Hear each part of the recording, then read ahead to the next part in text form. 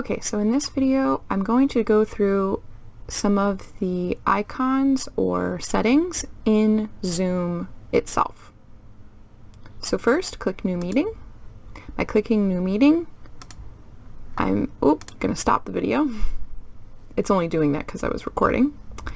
And it showed me that I was using my computer audio. So first you see we have the name. If I want to change my name, I can do that by clicking the participants icon. It then shows me everyone who is in this call, which is just me at this point. When I click more, it allows me to rename, and I will rename that to Advanced Teacher. Okay, so now that I've changed my name, let's go through some of the icons on the bottom here. Going from left to right, we have the mute and unmute button here. If I am muted, the red line will show across. If I want to unmute, click that again. You know your mic is working when you see the green.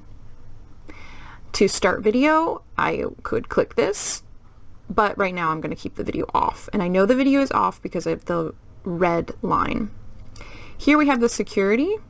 This is just some more settings in terms of locking a meeting, sharing screen, and things like that. Then we have the participants button, which is what I had clicked. When you click the participant button, it automatically brings up this box on the right-hand side and shows you everyone. If you click this little arrow, it allows you to invite as well. Then we have the chat. If you click the chat button, I'm going to click just the chat. If you click the chat button, then the chat will pop up on the right-hand side. You can actually say who you want to chat to. Right now, it's only me in the meeting, so it's everyone. But if there's more than one person, there would actually be multiple names here. Then if we click the chat off, then we have the share screen option.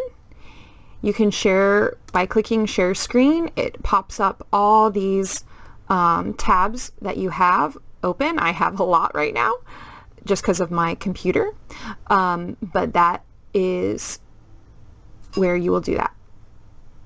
I'll talk in another video on exactly how to share screen. You can also record your video. If you click that, it'll ask if you want to record on the computer or the cloud. Then you also have the breakout button, the breakout rooms button. If your Zoom does not show the breakout rooms button, I recommend looking at the settings video that I made. That will tell you how to make this button show. When you do that, when you click that, this will then give you a dialog box that will allow you to create rooms and participants. I will go through that a little in a different video. And then lastly, we have our reactions. These will pop up as part of my video stream, and I can change them accordingly, which is very cute and fun. So these are all the setting buttons at the bottom of your Zoom call.